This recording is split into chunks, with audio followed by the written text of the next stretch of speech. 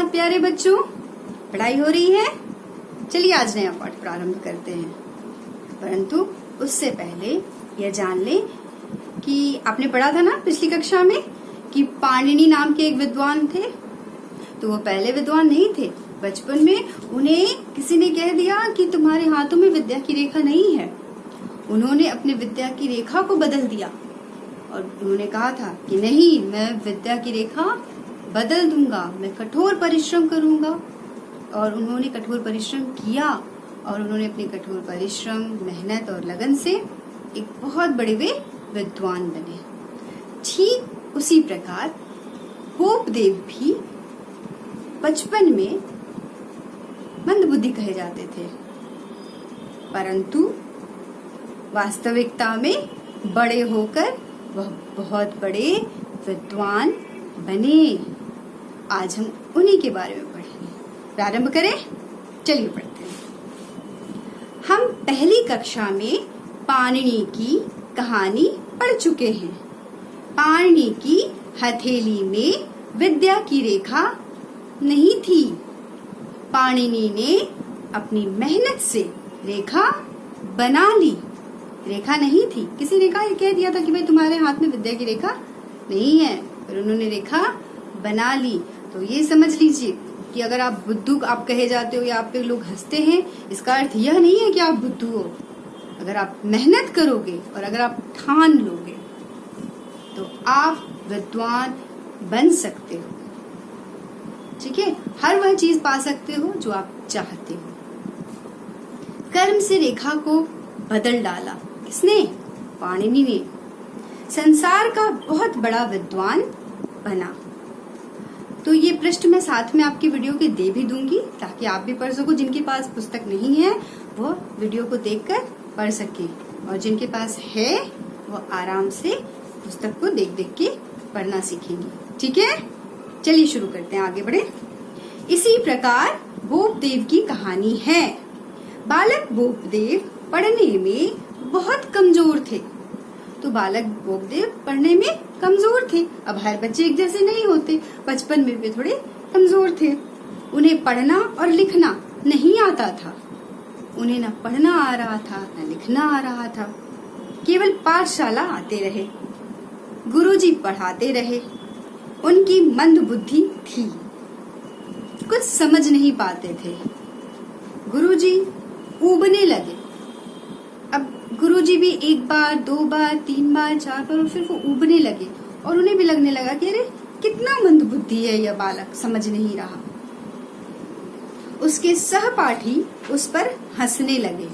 उसे वरदराज, वरदराज अर्थात बैलों का राजा कहते हैं ना। गुस्से में बैल हो क्या, मतलब समझ नहीं आ रही क्या बात, बैल हो क्या, तो वैसे ही कहा जा रहा है। वरदराज बच्चे कहने लगे उन्हें, अर्थात बैलों का राजा। उन्हें मन ही मन रोना आता था। कई वर्ष बीत गए। यह सुनकर किसी को भी अच्छा नहीं लगेगा। तो बहुत वर्ष जब बीत गए, वे वर्णमाला भी न सीख सके और उस समय तक उन्हें वर्णमाला भी नहीं समझ आ रही थी। पुस्तक पढ़ना तो दूर की बात थी। गुरुजी उनसे पूरी तरह निराश हो गए। एक दिन कह दिया, भोपदेव घर लौट जाओ। और गुरुजी जब बहुत निराश हो गए, कभी कभी होता है गुरुजी भी, लेकिन उनकी वही निराशा ही बच्चे को आगे बढ़ाती है। वही डांट, वही फटकार फिर बच्चे को आगे भी बढ़ाती है। तो गुरुजी जब बहुत निराश हो गए तब उन्होंने उसे कहा, तुम घर जाओ, पाठशाला में रहकर क्या करोगे? गुरुजी खुद भी निराश थे क्योंकि उनका एक बच्चा पढ़ नहीं पा रहा था, एक छात्र शिक्षा ग्रहण नहीं कर पा रहा था और वो उसमें सफल नहीं हो पा रहे थे। तो वह भी निराश थे, परंतु उन्होंने कहा कि तुम यहाँ क्या करोगे रहकर, क्योंकि तुम तो समझ नहीं पा रहे हो पढ़ाई को, तो तुम घर जाओ। तो इस प्रकार से गुरुजी ने उन्हें घर भेज दिया। भोपदेव शीश झुकाकर खड़ा रहा। गुरुजी ने फिर कहा, पत्थर पर दूब उग सकती है, दूब अर्थात घास उग सकती है, पर तुम्हारे माथे में क, ख, ग, घ नहीं अट सकते। तो गुरुजी ने डांट कर उन्हें कहा कि पत्थर पर दूब उग सकता है, मतलब कहीं भी एक पत्थर पर, कठोर पत्थर पर भी घास उग सकती है, परंतु तुम्हें क ख ग नहीं आ सकता। घर पर जाकर खेत में हल चलाओ। तुम जाओ, घर जाकर खेत में हल चलाओ। 2 मुट्ठी अन्न उपजा लोगे, पेट का प्रबंध हो जाएगा। और अगर 2 मुट्ठी अन्न उपजा लोगे तो तुम्हारा पेट का प्रबंध तुम्हारे हो जाएगा, तो वह तुम्हारे कुछ काम आएगा। गुरुजी ने यह समझकर उसे यह शिक्षा दी कि जाओ, घर जाओ और कुछ अन्न उपजाओ। बोपदेव घर लौट चला। मन में बड़ी बेचैनी थी। बोपदेव घर तो आ रहा था, पर उसके मन में बेचैनी होगी, और बेचैनी क्यों ना हो, बच्चे उसे चढ़ाते थे। गुरुजी ने उन्हें कहा कि जाओ, तुमसे पढ़ाई नहीं हो पाएगी, तुम चले जाओ, घर जाओ, अन्न उपजाओ। तो किसी को भी बेचैनी होगी। वह सोच रहा था कि यहाँ सभी उस पर हंस चुके हैं, और वह सोचा कि सभी मुझ पर हंसते हैं, अपने गांव में भी सभी हंसेंगे, तो इसी प्रकार सब गांव में भी हंसेंगे।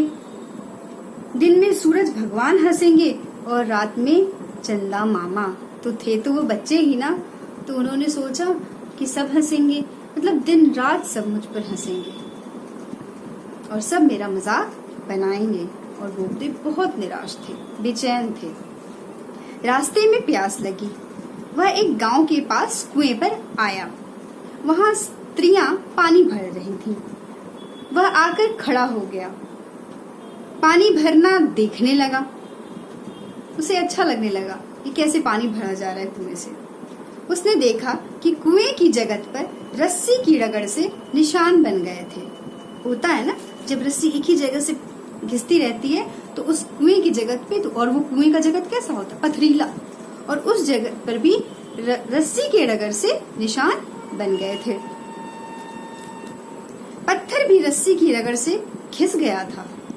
वे अपनी प्यास को भूलकर सोचने लगे, और तब वो सोचने लगे, जब पत्थर घिस सकता है तब उसकी मोटी बुद्धि भी घिस सकती है। मेहनत से बुद्धि समझने लगेगी, मेहनत से बुद्धि समझने लगेगी, वह परिश्रम से पढ़ सकता है। तो यहाँ वो थोड़े आशावादी हो गए, उनके अंदर आशा की किरण जगी कि जब एक रस्सी पत्थर को घिस सकता है तो बार बार परिश्रम करने से मैं बुद्धिमान क्यों नहीं बन सकता। बोपदेव की नजर जगत पर रखे घड़ों पर गई, और उन्होंने जो जगत पे घड़े रखे थे उसे देखा।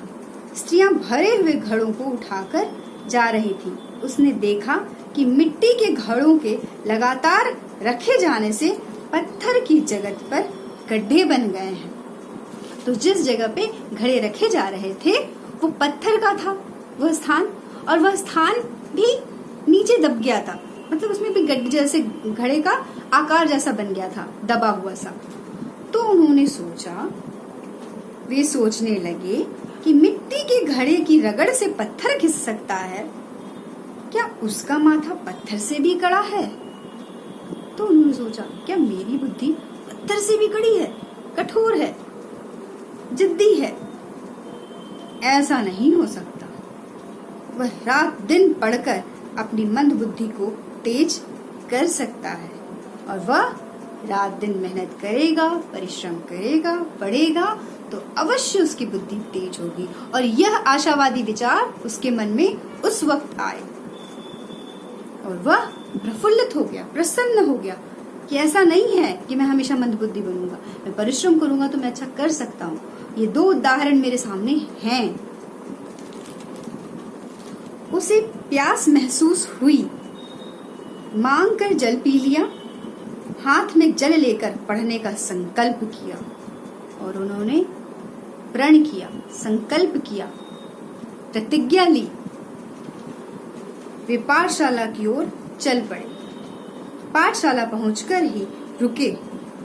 उसने गुरुजी के चरणों में झुककर कहा, और पाठशाला, वो वापस पाठशाला आ गए, वो घर नहीं गए, वो वापस पाठशाला आ गए। और उसने गुरुजी के चरणों में झुककर कहा, गुरुजी के चरण स्पर्श किए और झुककर कहा, मुझे एक बार अवसर दीजिए, मुझे एक बार अवसर दीजिए, एक मौका मुझे दीजिए। मैं मन लगाकर पढ़ूंगा। गुरुजी उसके भाव को समझ गए और गुरुजी भी तो चाहते थे कि उनका छात्र, उनका शिष्य पढ़े। वो उसे घर अन्न उपजाने थोड़ी भेजना चाहते थे, परंतु जब उन्होंने उसके अंदर वह उत्साह देखा, लगन देखा और तप देखा कि नहीं, इसके अंदर अभी परिश्रम करने की ललक है, गुरुजी उसके भाव को समझ गए। वह मन से पढ़ने लगे। वे पाठशाला में रख लिए गए। वह मन से पढ़ने लगे। गुरुजी ने उसके मन को पढ़ लिया, उसे स्नेह से पढ़ाने लगे। तो गुरुजी भी उस पर परिश्रम करने लगे। ये बच्चा हो सकता है सीख ले, क्योंकि उन्होंने देखा कि इसमें लगन है, चेष्टा है सीखने की। कुछ दिनों के बाद गुरुजी ने समझ लिया कि वो उपदेश गुदरी में छिपा लाल था। गुदरी में छिपा लाल मतलब गरीबी का बच्चा, और उसमें भी बहुत तेज, बुद्धिमान। गुदरी का लाल कहते हैं ना, जो गरीबी में बच्चा है और बहुत बुद्धिमान है, बहुत तेज है, उसको गुदरी का लाल कहेंगे। किसी भी गरीबी के माहौल में रहकर भी, कम में रहकर, और उतना ही तेजस्वी हो जाना, उतना ही अच्छा करना। वह पढ़कर विद्वान बना और उसने पढ़ाई की और वह पढ़कर विद्वान बना। उसने व्याकरण की पुस्तक भी लिखी।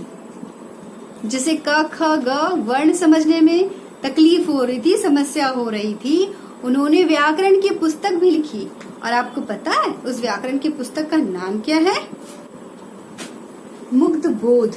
तो जिस चीज से वह डरते थे, उन्होंने वही चीज लिख डाला। इसे कहते हैं तप, इसे कहते हैं चेष्टा, इसे कहते हैं तपस्या और संकल्प। तो आप भी अगर ठान लो कि हाँ, मुझे ये काम करना है, जो आपको सबसे ज्यादा कठिन काम लगता है ना, उसके पीछे सबसे पहले पढ़ो। और अगर आप उसके पीछे पड़ गए तो इस पूरे ब्रह्मांड में ऐसा कोई दूसरा व्यक्ति नहीं है जो आपको वह काम करने से रोक सके, और उसमें आप अवश्य सफल होगे। इस प्रकार से वह गोपदेव जी, जो बचपन में मंदबुद्धि थे, वह एक विद्वान बने, कवि बने, वैद्य बने, साहित्यकार बने। व्याकरण लिखने की उन्होंने ग्रंथें लिख दी व्याकरण पर, जिससे उन्हें डर लगता था इन सब चीजों से। सोचो, और उन्होंने इतने सारी ग्रंथ लिख डाले। इस प्रकार से आप भी हमेशा परिश्रम करने का प्रयास करें और कभी परिश्रम से भागे नहीं। तो सफलता का मूल मंत्र है परिश्रम करते रहना।